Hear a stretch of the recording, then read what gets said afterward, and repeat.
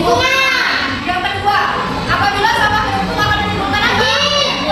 Banjir. Setelah itu, sampah yang menumpuk akan menyebabkan bau dan bisa menjadi wabah atau sarang penyakit.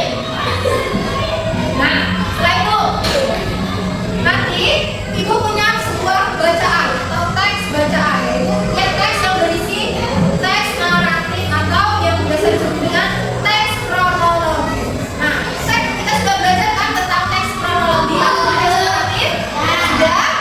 Kalian bisa kan menentukan atau membuat kerangka naratif dari gambar visual yang sudah diberikan. Sudah pernah kita belajar teks naratif? Sudah. Oke. Nah, nanti setelah ini akan ibu bagikan, kalian akan bekerja atau tugas, kalian akan mendapatkan tugas kelompok, yaitu yang pertama, kalian akan membuat kerangka teks naratif dari gambar yang sudah diberikan. Tugas yang pertama.